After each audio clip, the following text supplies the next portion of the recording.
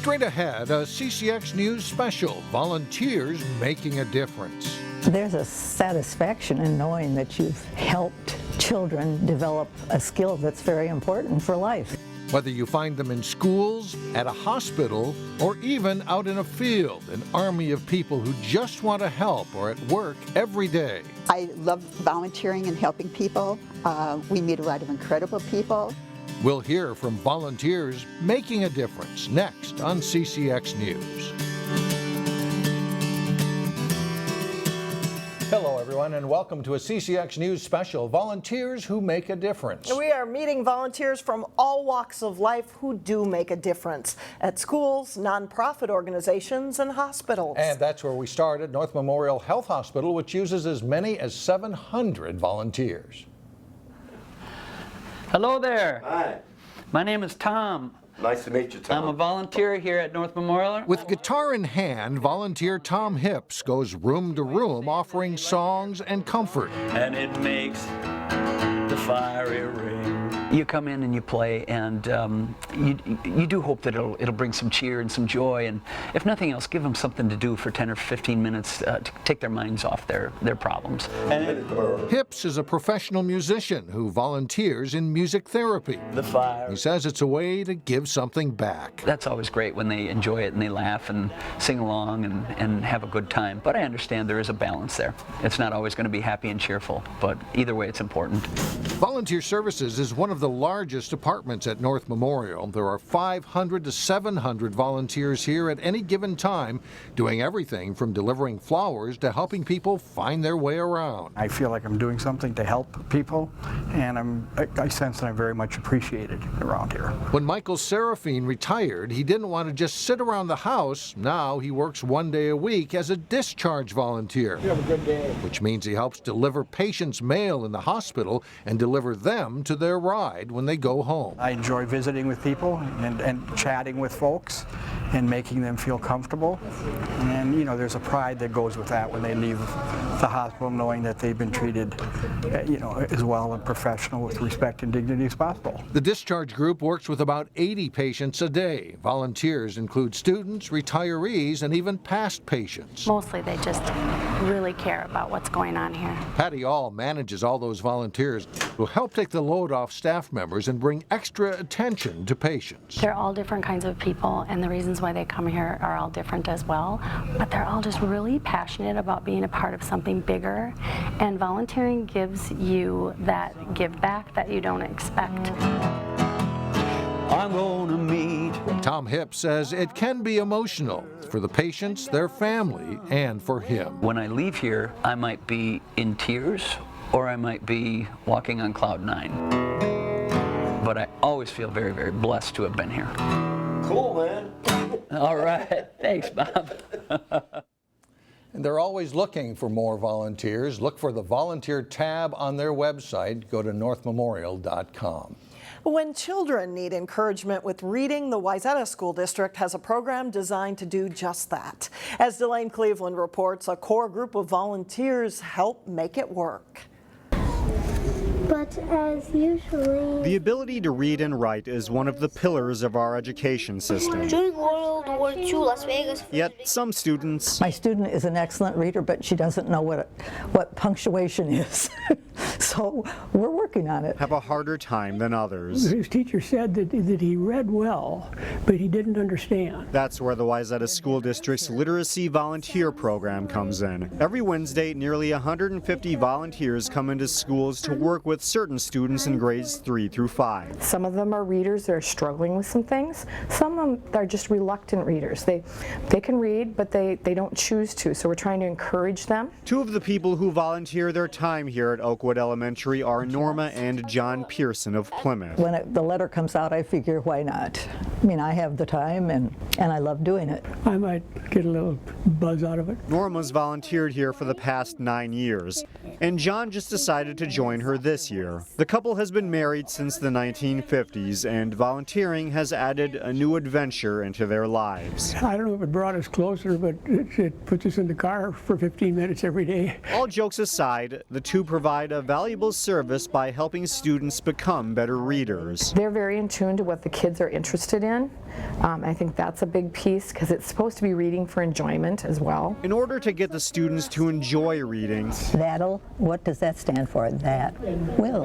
volunteers have to build a bond with them. I haven't had a student that I haven't been able to get close to. It takes weeks to get to that point, but in the end, There's a satisfaction in knowing that you've helped children develop a skill that's very important for life. in Plymouth, Delane Cleveland, CCX News. Wayzata has nearly 150 volunteers working with students in the district's elementary schools. In Brooklyn Center, one volunteer says the nonprofit where she works is practically her second home. As Shannon Slatton tells us, that kind of commitment has made her a Volunteer of the Year. This here is the biography section, and below that is spirituality. If you are shopping for a certain book, over here we have history. People come in here looking for one particular book. Markel Hopka is the one you want to ask. And this is all like etc. stuff. This is things that I don't have like a category for. I can pretty much say, oh, we don't have that right now, or it's right here. She's the so-called book lady at Arks Value Village in Brooklyn Center. They get what they're looking for, and that makes me happy. Markel likes to organize, and she's been putting her skills to work here for 6 years. It's a very fun place, and it's become like my second home. In fact, she's here 3 or 4 times a week. I'm out here whenever I can be here. And Markel says she can't even shop here because chances are she'll find something to do and have to stop shopping and start volunteering. Yeah, and if I come in here and I see it's messy, I have to clean it up, so that's just in me. We're so lucky to have Markel. More than 16,000 people volunteer at Arks Value Village stores every year. This year, the nonprofit honored Markel as the Volunteer of the Year. Store staff resoundingly, with a huge yell, all caps, nominated Markel. And how could we say no with that many hours and so much dedication? It was great. I wasn't expecting it. Markel knows books, and she believes in helping people with disabilities, which means she's found the perfect place to donate her time. And it really encourages the staff to have people come in like Markel every single day that say, you know, I choose to be here because you make this such an amazing community. It's a fantastic place to be. It's fun, and it's for a wonderful cause. In Brooklyn Center, Shannon Slatton, CCX News. And it will be a while before anyone needs a winter coat, but when winter does return, a nonprofit called Coated in Love will be there to help. As Sonia Goins met up with the volunteers at the heart of the program.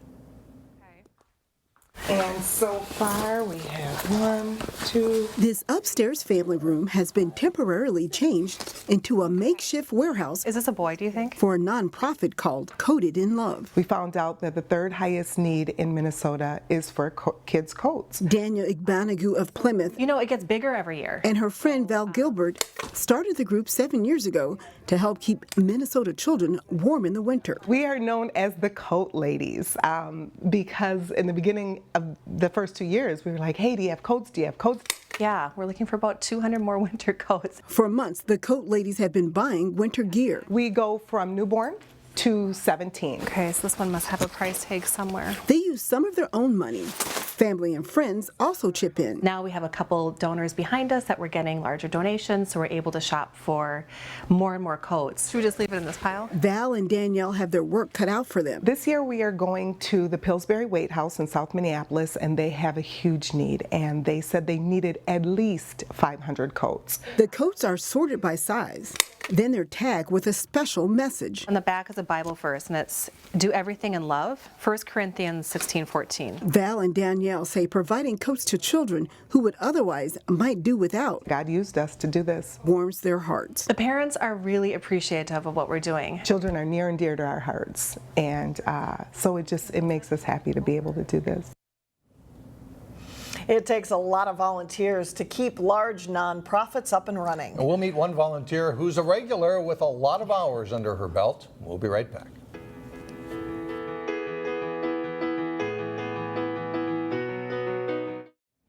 Welcome back. One local nonprofit enlists the help of dozens of volunteers who do everything from running a thrift store to delivering Meals on Wheels. In Brooklyn Center, SEEP has a wall to honor those volunteers, and we spoke with one who has her name on the wall for more than 500 hours of service in a single year. Here's Shannon Slatton. I love thrift store shopping. Linda Kubinski is a thrifter at heart. A lot of my items look brand new, but they're from thrift stores. Both these sides are women's. She loves spotting a good find and getting a good deal. The fun part is finding the good items and putting them out, and then hearing our clients say how they appreciate what we have. That may be why Linda gravitates. This would actually be one of the first things we do is straighten up. Towards sorting and stocking donations in Seep's thrift store in Brooklyn Center. And then we would go through some of the clothing to make sure it's still current. In her 10+ years at Seep, she's sorted, stocked, and been a jack of all trades. Yeah. Or maybe a queen instead. Linda is kind of the queen when it comes to sorting and stocking shelves or hanging things on racks. So look at this. About 18 months ago, Linda helped transition the store from the clothing closet to the Turning Leaf thrift store, which provides an important revenue stream for some of Seep's programs. In 2016, she served over 500 volunteer hours. So, you know, she is just such a superstar. Excuse me. You'll find her kind of assigning projects for the other volunteers to work on and just making sure that it looks very nice and organized and presentable in here in the thrift store. Linda says volunteering at Seep has given her friendship, camaraderie, and a purpose. I love volunteering and helping people. We meet a lot of incredible people, and we get as much as we receive. We just can't thank her enough for being an advocate in the community for volunteering at Seep. And sometimes many hands do make light work, and often it's for a public benefit. Your local city also has a roster of hardworking volunteers. In Plymouth, the city organized an event where volunteers planted more than 400 milkweed plants along the Northwest Greenway Trail. Volunteers from Prudential Financial planted the milkweed, which will serve as a habitat for monarch butterflies. And still ahead, you'll find a wide variety of volunteering opportunities at your local city hall. We'll talk with someone who knows how that can make a difference. And then later, volunteering is for the dogs. If you have a love of animals, there are plenty of opportunities. Welcome back to Volunteers Making a Difference. I am here with Jackie Moss. She is the volunteer coordinator at the City of Plymouth, and that is a full-time job. You had nearly 3,000 volunteers last year. Give us an idea of what kind of value that brings to the city. It's a tremendous, tremendous asset for the city. In terms of dollar amount, it was nearly $900,000 of contribution in kind. But it goes far beyond that. It's the relationships that we build with our volunteers, and also the different value-added services that they can provide to our residents that we wouldn't be able to do without their help. I was struck by the range of projects. Many of them look like they're outdoor projects that actually make the city a more beautiful place to live, but it goes beyond that. Absolutely. In the spring and summer, obviously, we do have a lot of outdoor activities, a lot of plantings. We just did a shoreline restoration project at East Medicine Lake Beach. We've planted nearly 12,000 volunteer annuals in the morning. We've planted nearly 1,500 trees in one morning. So volunteers do a lot of activities like that. They also adopt parks. They pick up trash, and they let us know if something needs to be addressed in one of our parks. But they also share their professional expertise. We have people who coach their kids' t-ball teams and soccer teams. So there's a wide variety of things that our volunteers do for us.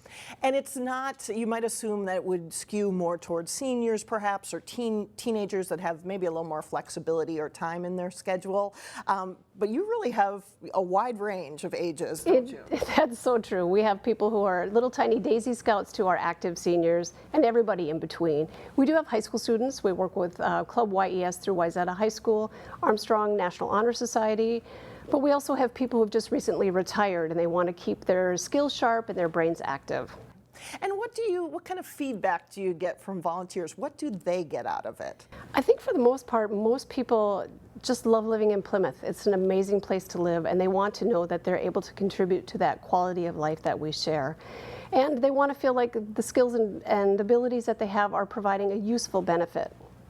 And then tell us, if someone sees this, they want to help out in their particular city or their community, what's the best way to get started? Should they have in mind a project they want to work on or a skill set that they bring to the table, or do they just need to say, I want to volunteer? I think that's the best way. Just come forward and say, I want to help, find out what is needed by that community. And if there's not anything available, particularly for the interest or skill set, they can go to a couple of different websites. There's volunteermatch.org and also hands-on-twin-cities.org that are searchable databases that they can find opportunities that are perfect just for them. Excellent. Jackie Moss, a volunteer coordinator in the city of Plymouth. We should mention celebrating 25 years of volunteers coming up in 2018. Thanks so much for joining us. Thank you. And we'll be right back.